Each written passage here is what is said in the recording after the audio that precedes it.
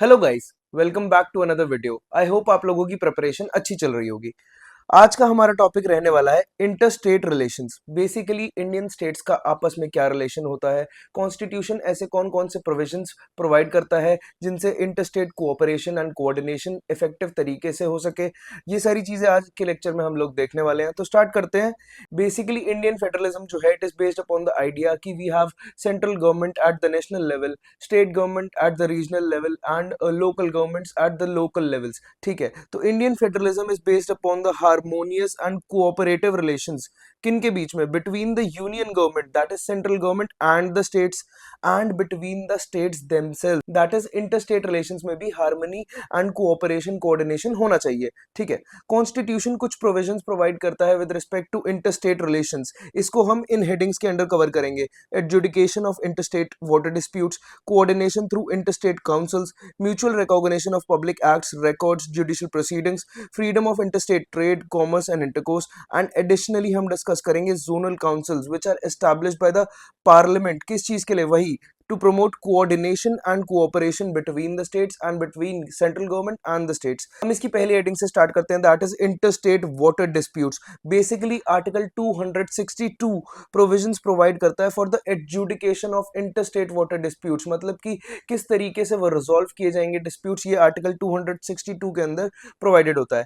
Basically parliament जो है, it can by law provide for adjudication of any dispute, मतलब किसी भी डिस्प्यूट को रिजॉल्व करने के लिए प्राइमरी पार्लियामेंट प्रोवाइड कर सकता है with respect to use, distribution and control of waters of any interstate river or river valley. ठीक है, secondly parliament can also provide कि ना तो सुप्रीम कोर्ट और ना ही किसी और कोर्ट के पास इतनी अथॉरिटी है, इतना ज्यूरिसडिक्शन है कि वो इंटरस्टेट वाटर डिस्प्यूट्स को डिस्कस करे, उनको एडजुडिकेट करे। ये पार्लियामेंट बेसिकली एक्सक्लूड कर देता है judicial review and supreme court की ज्यूरिसडिक्शन इन चीजों से and any other court. Basically parliament ने दो लॉज भी इनैक्ट करे हैं इसके regarding. First is the river boards act 1956।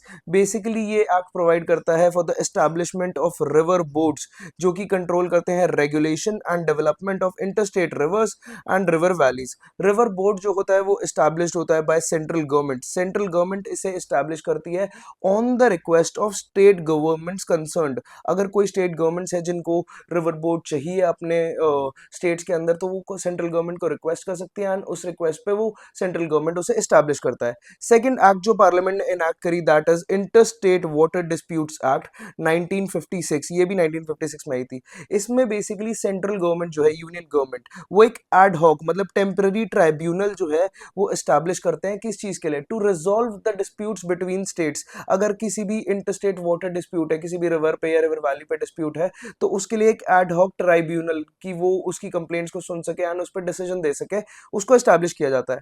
Tribunal का कोई भी डिसीजन होता है ऐसे मैटर्स में, तो it is final and binding on the parties to the dispute. जो भी स्टेट्स ने कंप्लेंट की होगी ट्राइब्यूनल में, अगर ट्राइब्यूनल का कोई भी डिसीजन आता है, तो that is final and binding on that states.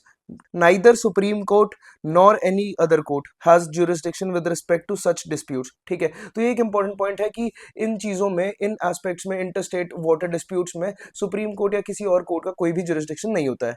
Till now central government ने 9 सच इंटरस्टेट वाटर डिस्प्यूट ट्राइब्यूनल्स को एस्टैब्लिश कर दिया है अलग अलग डिस्प्यूट्स को टैकल करने के लिए। For example Narmada water dispute tribunal, it was established in 1969 between states like Rajasthan, Gujarat, Madhya Pradesh and Maharashtra. अब चलते हैं हम अपनी next heading, that is interstate councils पे। बेसिकली आर्टिकल 263 कंटेन्स प्रोविजन किस चीज के लिए? For the establishment of interstates council. अब इंटरस्टेट काउंसिल्स किसके लिए जरूरी होती है? बेसिकली कोऑर्डिनेशन हो, कोऑपरेशन हो between the states and between the central government and the state government. सारी गवर्नमेंट्स के बीच में आपस में कोऑर्डिनेशन बना रहे, इफेक्टिवली वो लोग काम कर पाए, पॉलिसीज इंप्लीमेंट कर पाए, इसलिए ऐसी काउंसिल्स का एस्टैब्लिशमेंट जरूरी हो गया था। ठीक है, तो इस काउंसिल को एस्टैब्लिश करते हैं प्रेसिडेंट। प्रेसिडेंट एस्टैब्लिशेस इट, और वो इस काउंसिल का नेचर भी डिटरमाइन करते हैं। Nature of duties to be performed by it, उसका ऑर्गेनाइजेशन कैसा होगा, उसका प्रोसीजर कैसा होगा, सारी चीजें प्रेसिडेंट डिटरमाइन करते हैं इन पब्लिक इंटरेस्ट। प्रेसिडेंट जो ड्यूटीज डिफाइन करते हैं, उसके अलावा भी 263 आर्टिकल कुछ स्पेसिफिक ड्यूटीज जो है असाइन करता है काउंसिल को। बेसिकली इट प्रोवाइड्स दैट कि the council has to inquire into and advise upon any dispute between the states. कोई भी डिस्प्यूट हो रहा रहा है उसके ऊपर इंक्वायर करे एंड एडवाइस करे स्टेट्स को, इन्वेस्टिगेट करे और डिस्कस करे subjects of common interest between the states, आपस में स्टेट्स के and between the central government and the state government. फिर रिकमेंडेशंस भी दे उन सब्जेक्ट्स पे जिससे कि बेटर पॉलिसी कोऑर्डिनेशन हो सकता है एंड एक्शन हो सकता है between the governments. Basically interstate council का जो फंक्शन है to inquire upon interstate disputes, it is complementary to the Supreme Court's jurisdiction under Article 131, जिसके अंदर supreme court legal dispute decide करती है बिटवीन द गवर्नमेंट्स। फर्क सिर्फ काउंसिल और सुप्रीम कोर्ट के डिसीजंस में इतना होता है कि काउंसिल अगर कोई भी चीज में इंक्वायर कर रही है एंड उसमें रिकमेंडेशंस दे रही है तो उसका रोल एडवाइजरी होता है, एंड सुप्रीम कोर्ट का अगर लीगल डिस्प्यूट्स वो कर रही है तो उसका डिसीजन बाइंडिंग होता है ऑन द पार्टीज।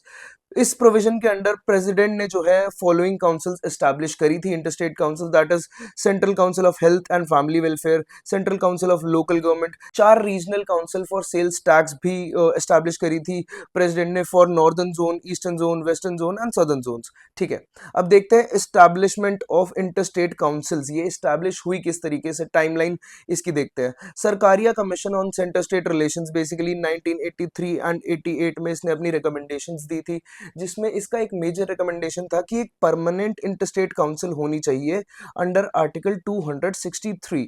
ठीक है, देन जनता दल गवर्नमेंट ने under the prime ministership of VP Singh उन्होंने एस्टैब्लिश किया इंटरस्टेट काउंसिल को इन 1990।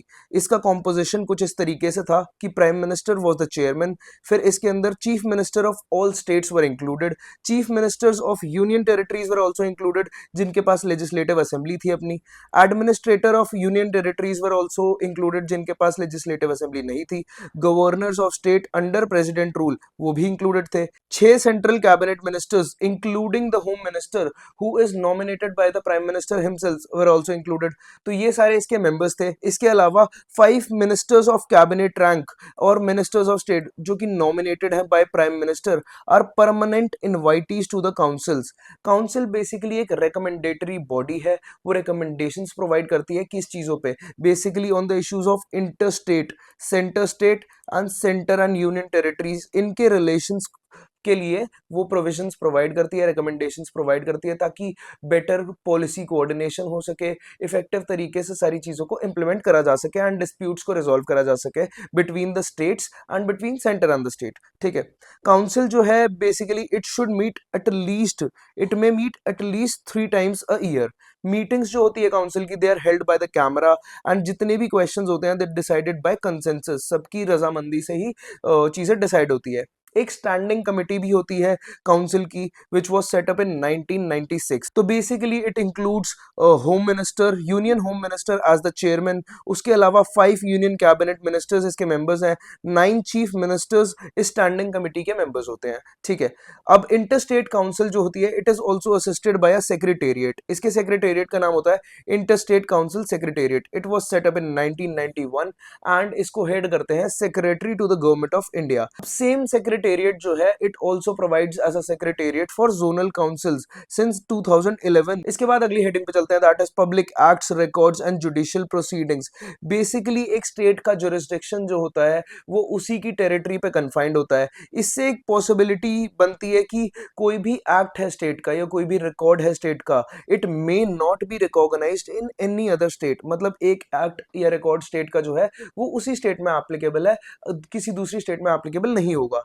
तो ऐसी कोई भी डिफिकल्टी को रिमूव करने के लिए बेसिकली कॉन्स्टिट्यूशन एक प्रोविजन कंटेन करता है जिसका नाम है full faith and credit clause. Full faith and credit clause का मतलब होता है कि through out the territory of India, उसके अंदर स्टेट्स भी आ रही है, यूनियन टेरिटरीज भी आ रही है, एक्वायर्ड टेरिटरीज भी आ रही है, जो पब्लिक एक्ट्स होते हैं या रिकॉर्ड्स होते हैं, ये जुडिशियल प्रोसीडिंग्स होती हैं स्टेट की या फिर सेंट्रल गवर्नमेंट की, तो उन्हें पूरा का पूरा फेथ एंड क्रेडिट दिया जाना चाहिए। उनको बेसिकली फुल फेथ के साथ, फुल कॉन्फिडेंस के साथ एक्सेप्ट करना चाहिए एंड वो सारी स्टेट्स में एप्लीकेबल होंगे रादर दैन किसी एक स्टेट में एप्लीकेबिलिटी। पब्लिक एक्ट्स का इसके अंदर मतलब होता है कि कोई भी लेजिस्लेटिव या कोई भी एग्जीक्यूटिव एक्ट है जो गवर्नमेंट ने इनैक्ट करी है वो इंक्लूड होती है। पब्लिक रिकॉर्ड्स का बेसिकली मतलब होता है कि कोई भी ऑफिशियल बुक हो गया, रजिस्टर हो गया, या कोई भी रिकॉर्ड है जो कि पब्लिक सर्वेंट ने वाइल परफॉर्मिंग ड्यूटी उसको रिकॉर्ड किया है, तो वो कॉन्स्टिट्यूट करते हैं पब्लिक रिकॉर्ड्स को। पार्लियामेंट जो है वो बेसिकली प्रेस्क्राइब कर सकता है वो मैनर एंड वो कंडीशंस जिसके under such acts, records and proceedings जो है they are to be proved, and उनका इफेक्ट भी डिटरमाइन कर सकता है पार्लियामेंट। ठीक है, कि कहाँ अप्लाई करेंगे, किस फोर्स के साथ अप्लाई करेंगे, कितनी एक्सेप्टेंस होगी इन सारी चीज़ों की, ये सारी चीज़ें पार्लियामेंट डिस्क्राइब कर सकता है। बेसिकली इसके अंडर ये भी आता है कि कोई भी सिविल कोर्ट अगर कोई भी जजमेंट दे रहा है, कोई भी ऑर्डर पास कर रहा है, तो they are capable of execution anywhere in India without a fresh suit. मतलब कि हर स्टेट का सिविल कोर्ट अलग अलग जजमेंट्स नहीं देगा सेम केस पे। अगर एक सिविल कोर्ट ने कोई जजमेंट दे दिया है तो it is also applicable to everywhere in the country without initiating a fresh suit. ये जो रूल है लेकिन it only applies to civil judgments and not to criminal judgments. अगर कोई भी क्रिमिनल जजमेंट हो रहा है तो सिविल कोर्ट्स जो है फ्रेश सूट इनिशिएट करके उस पर अपना जजमेंट और ऑर्डर पास कर सकते हैं। नेक्स्ट बढ़ते हैं हम inter state trade, commerce and intercourse पे। बेसिकली आर्टिकल 301 से लेके आर्टिकल 307 पार्ट 13 के अंदर डील करता है with the trade, commerce and intercourse with in the Indian territory. Article 301 कहता है कि ट्रेड हो, चाहे कॉमर्स हो, चाहे इंटरकोर्स हो, throughout the Indian territory should be free. Basically ये काम करता है जो बॉर्डर बैरियर्स होते हैं बिटवीन द स्टेट्स उनको ब्रेक डाउन करता है ये। ठीक है, it provides freedom to both inter and intra state trade, commerce and intercourse. Inter मतलब कि कुछ स्टेट्स के बीच में हो रहा है, इंट्रा स्टेट ट्रेड का मतलब होता है कि विद इन द स्टेट वो ट्रेड हो रही है। तो इन सब चीजों के लिए वो फ्रीडम प्रोवाइड करता है कि freely trade, commerce and intercourse can happen throughout India. Basically कुछ रिस्ट्रिक्शंस इस आर्टिकल पे इंपोज करी जाती हैं that are mentioned in article 302 and से लेके 305। पार्लियामेंट जो है इंपोज कर सकता है रिस्ट्रिक्शंस आर्टिकल 301 पे, यानी कि free trade, commerce and intercourse पे in public interest. But parliament जो है it can not give preference to one state over the other, या फिर पार्लियामेंट डिस्क्रिमिनेट नहीं कर सकता है एक स्टेट मेरी फेवरेबल है तो इसके लिए मैं सारे प्रोविजंस दे दूं, दूसरी नहीं है तो उसके लिए ना दूं। तो ऐसे पार्लियामेंट डिस्क्रिमिनेट नहीं कर सकता है accept in the case of scarcity of good in any part of India. मान लीजिए अगर एक स्टेट ए है, फॉर एग्जांपल वेस्ट बंगाल, अगर उसमें स्कार्सिटी ऑफ गुड्स है तो पार्लियामेंट वहां थोड़ा सा फेवर कर सकता है, डिस्क्रिमिनेट कर सकता है कि उसको ज्यादा प्रोविजंस एंड उसको ज्यादा एड प्रोवाइड करे। बट नॉर्मल सर्कमस्टांसेस में पार्लियामेंट डिस्क्रिमिनेट नहीं कर सकता, प्रेफरेंस नहीं दे सकता किसी भी स्टेट को। ठीक है, स्टेट लेजिस्लेचर्स का भी सेम है कि वो इंपोज कर सकती है रीजनेबल रिस्ट्रिक्शंस इन पब्लिक इंटरेस्ट। इस चीज के लिए कोई भी अगर बिल होता है तो it is introduced in the state legislature with previous sanction of president. ठीक है, स्टेट लेजिस्लेचर भी प्रेफरेंस नहीं दे सकती to one state over the others and discriminate नहीं कर सकती between the states in terms of trade, commerce and intercourse. ऐसा नहीं है कि आप किसी स्टेट को फेवर कर देंगे ट्रेड के लिए, उनके गुड्स आने देंगे, दूसरी स्टेट्स को मना कर देंगे, तो स्टेट भी ये चीज नहीं कर सकती है। ठीक है, स्टेट लेजिस्लेचर जो है बेसिकली वो इंपोज कर सकते हैं कोई भी किसी भी तरीके का टैक्स उन गुड्स पे जो कि बाहर से इंपोर्ट होके आ रहा है, दूसरी स्टेट से इंपोर्ट होके आ रहा है। कंडीशन सिर्फ इतनी होती है कि अगर similar goods manufactured in the states are subject to that tax. मतलब कि अगर वो स्टेट खुद वो गुड मैन्युफैक्चर कर रही है एंड उस पर सिमिलर टैक्सेस लगाए हैं स्टेट ने, तो अगर ऐसा ही सिमिलर गुड वो इंपोर्ट करते हैं तो उन पे भी सेम टैक्सेस वो लगा सकती है। पार्लियामेंट जो है basically it can appoint a appropriate authority, उसको नेसेसरी पावर्स एंड ड्यूटी दे सकते हैं to carry out above provisions with respect to freedom of trade, commerce and intercourse and restrictions. लेकिन कोई भी अथॉरिटी एज सच अभी तक बनाई नहीं गई है। नेक्स्ट हम बढ़ते हैं जोनल काउंसिल्स की तरफ। Zonal councils basically statutory body होती है, they are not constitutional. Statutory bodies का मतलब कि पार्लियामेंट ने कोई तो एक्ट इनैक्ट करी है इनको एनफोर्स करने के लिए। Basically it is established by state reorganisation act 1956। इनका एम भी coordination between states and union territories and centre होता है। बेसिकली ये डिस्कस करती है, रिकमेंडेशंस देती है regarding matters like economic and social planning, linguistic minority से रिलेटेड, बॉर्डर डिस्प्यूट से रिलेटेड। ये डेलिबरेटिव एंड एडवाइजरी बॉडी होती है बेसिकली रिकमेंडेशंस प्रोवाइड करने के लिए। ये जो स्टेट रीऑर्गेनाइजेशन एक्ट है इसने कंट्री को 5 जोन्स में डिवाइड कर दिया, that is northern zone, central zone, eastern zone, western zone, southern zone, and basically एक जोनल काउंसिल प्रोवाइड करी for each of the zone. Zonal council का कॉम्पोजिशन देखते हैं। Basically it contains home minister जो कि union government, central government का है, chief ministers of all states in that zone, उस जोन में जितने भी चीफ मिनिस्टर्स आ रहे हैं वो सब इंक्लूडेड होते हैं, 2 other ministers from each state in that zone, 2 और मिनिस्टर्स उस जोन के, administrators of each union territory in that zone. ठीक है, इसके अलावा ये जो फॉलोइंग पर्सन्स हैं they can be associated with zonal councils as advisers, मतलब इनके पास राइट टू वोट नहीं होता मीटिंग्स में। ये पर्सन्स कौन है? Basically persons nominated by NITI Aayog, या फिर chief secretary of government of each state in that zone, या फिर development commissioner of each state in that zone. ठीक है, इसके बाद home minister of central government जो होता है, basically union home minister, he is the common chairman of zonal councils. ये एक इंपॉर्टेंट फैक्ट है जो कि प्रीलिम्स में पूछा जा सकता है। ठीक है, एंड ईच चीफ मिनिस्टर जो है ही acts as vice chairman of the council by rotation, holding office for a period of 1 year at a time. मतलब 1 साल के बाद रोटेशन बेसिस पे सारे chief ministers vice chairman of the council बनते हैं। अब हम देख लेते हैं कौन सी जोनल काउंसिल्स होती है, वो कौन कौन से मेंबर्स को इंक्लूड करती है। फर्स्ट अगर हम देखें नॉर्दर्न जोनल काउंसिल, इसके अंदर हिमाचल प्रदेश, हरियाणा, पंजाब, राजस्थान, दिल्ली, चंडीगढ़, जम्मू एंड कश्मीर, लद्दाख आती है। इसका हेडक्वार्टर होता है न्यू दिल्ली में। सेंट्रल काउंसिल आती है सेकंड, इसके अंदर यूपी, उत्तराखंड, छत्तीसगढ़, मध्य प्रदेश होता है। इसका हेडक्वार्टर है इलाहाबाद में। Third is eastern zonal council, इसके अंदर मेंबर्स आते हैं बिहार, झारखंड, वेस्ट बंगाल, उड़ीसा। इसका हेडक्वार्टर है कोलकाता में। Fourth is western zonal council, जिसके अंदर आते हैं Gujarat, Maharashtra, Goa, Dadra and Nagar Haveli, Daman and Diu, जिसका हेडक्वार्टर है मुंबई में। Fifth is southern zonal council, जिसके अंदर आती है स्टेट्स लाइक आंध्र प्रदेश, तेलंगाना, कर्नाटका, तमिलनाडु, केरला, पुडुचेरी, जिसका हेडक्वार्टर है चेन्नई में। इसके बाद नॉर्थ ईस्टर्न काउंसिल बेसिकली एक एडिशनल काउंसिल होती है which is created by the north eastern council act of 1971। ये भी एक स्टैट्यूटरी बॉडी है। They are in addition to the zonal councils. Basically इसके मेंबर्स हैं सारी north east states, Assam, Manipur, Mizoram, Arunachal Pradesh, Nagaland, Meghalaya, Tripura and Sikkim. इसका फंक्शन भी सिमिलर होता है जोनल काउंसिल से, जैसे कि वो रिकमेंडेशंस प्रोवाइड करती है इन स्पेसिफिक एरियाज के लिए। ये एक यूनिफाइड और कोऑर्डिनेटेड रीजनल प्लान बनाते हैं जो कि मैटर्स ऑफ कॉमन इंपॉर्टेंस पे होता है, एंड देन उनको रिकमेंड करते हैं। उन चीजों पे डिस्कशन होता है, डिबेट्स होती है, and they inquire into it, and उसके बाद वो रिकमेंडेशंस देते हैं ताकि इफेक्टिव कोऑर्डिनेशन बन सके स्टेट्स के बीच में। यहाँ हमारा इंटरस्टेट रिलेशंस का टॉपिक खत्म हो जाता है। अब हम इससे रिलेटेड कुछ प्रीवियस ईयर क्वेश्चन देख लेते हैं। तो देखते हैं अपना पहला question, which of the following is an are extra constitutional and extra legal devices for securing cooperation and coordination between states in India. Basically इसमें इंटरस्टेट काउंसिल नहीं होगा क्योंकि it is a statutory body and not a extra constitutional device. ठीक है, national development council होगा, governors conference होगा, zonal councils होगा। तो इसका आंसर हो जाएगा B, 1, 2 and 3। Which of the following bodies do not find mention in the constitution.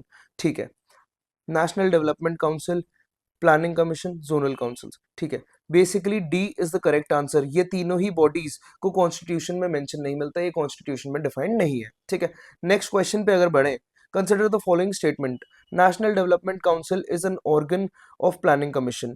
ठीक है, the economic and social planning is kept in the concurrent list of Constitution of India. True. The Constitution of India prescribes that Panchayat should be assigned the task of preparing plans for economic development and social justice. भी हाँ वो उसकी list में mentioned होता है। तो 2 and 3 are correct, but this National Development Council is not a part of Planning Commission. तो इसका आंसर हो जाएगा B, 2 and 3। ठीक है, विच of the following best defines the term state. Basically 4 attributes होते हैं जो स्टेट को डिफाइन करते हैं। फर्स्ट इज उसके अंदर पॉपुलेशन का एस्पेक्ट होना चाहिए, टेरिटरी का एस्पेक्ट होना चाहिए, सॉवरेनिटी का एस्पेक्ट होना चाहिए, एंड एक फंक्शनिंग गवर्नमेंट होनी चाहिए। तो उसके हिसाब से हम अपने ऑप्शंस को चेक करते हैं। अ कम्युनिटी ऑफ पर्संस, ठीक है, basically forms part of population, permanently occupying a definite territory, territory वाला एस्पेक्ट बीच में होता है, independent of external control, basically sovereignty, and possessing an organised government, and government वाला एस्पेक्ट। तो A is the correct answer क्योंकि वो चारों एस्पेक्ट्स को प्रॉपरली इंक्लूड कर रहा है। ठीक है, नेक्स्ट क्वेश्चन अगर हम देखें, consider the following statement, the highest deciding body for planning in India is planning commission of India. Wrong, highest deciding body होती है पार्लियामेंट। ठीक है, तो ये ऑप्शन हो जाएगा wrong. The secretary of planning commission of India is also the Secretary of National Development Council. True. The Constitution of India includes the social and economic planning and concurrent list in the 7th schedule of the Constitution. ये भी सही है, तो इसका answer हो जाएगा B, 2 and 3. तो consider the following statements. A constitutional government is the one which places effective restrictions on individual liberty in the interest of state authority, or places effective restrictions on the authority of state in the interest of individual liberty. This is correct, this is not. Basically constitution जो है government की, चाहे वो central हो चाहे वो state हो, उनकी लिमिट्स डिटरमाइन कर देता है कि आप इतने ही लिमिट्स में जुरिस्डिक्शन अपना कर सकते हैं ताकि इंडिविजुअल लिबर्टी जो है वो टोटली अंडरमाइन ना हो। तो इसका आंसर होगा बी। ठीक है, नेक्स्ट क्वेश्चन अगर देखें, which of the following is not a feature of Indian federalism? There is an independent judiciary in India, powers have been clearly divided between the centre and the states. ये है federal feature, ये है federal feature. Federating unit have been given unequal representation in Rajya Sabha, true. It is a result of agreement among the federating units, no. कोई भी agreement नहीं हुआ है between the states कि वो यूनियन फॉर्म करेंगे, ठीक है। That is D, D is the correct answer. The North-Eastern Council was established by North-Eastern Council Act 19. Subsequent to that amendment of NEC in 2000, the council comprises which of the following members? ठीक है, governors of constituent state, chief minister of constituent state, three members to be nominated by president of India, the home minister of India। तो home minister of India तो included नहीं होते हैं इस council में, तो आंसर हमारा आ गया ए, 1, 2 एंड 3, ठीक है।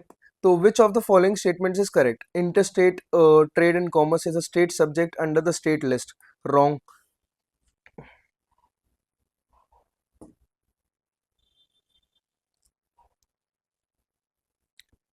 Which of the following statements is correct as per the Constitution of India? Interstate trade and commerce is a state subject under state list, ठीक है। Interstate migration is a state subject under state list, ठीक है। Interstate quarantine is a union subject under the union list. Corporation tax is a state subject under the state list, ठीक है। तो basically इसका answer होगा सी, interstate quarantine जो है it is a union subject under the union list. इसीलिए हम देख रहे थे कि कोरोना के ड्यूरेशन में यूनियन होम मिनिस्ट्री जो है वो सारे डायरेक्टिव्स, सारे रेगुलेशंस प्रोवाइड कर रही थी, तो it is a union subject. बाकी ऑप्शंस में कि इंटरस्टेट ट्रेड एंड कॉमर्स कौन सी लिस्ट का सब्जेक्ट है, कॉरपोरेशन टैक्स कौन सी लिस्ट का सब्जेक्ट है, इंटरस्टेट माइग्रेशन कौन सी लिस्ट का सब्जेक्ट है, ये आप कमेंट्स में ज़रूर बताना, ठीक है। यहाँ हो जाता है हमारा लेक्चर खत्म। आई होप आप लोगों को सारी चीज़ें समझ आ रही होंगी। मिलते हैं आप लोगों से नेक्स्ट वीडियो में। Thank you so much for watching.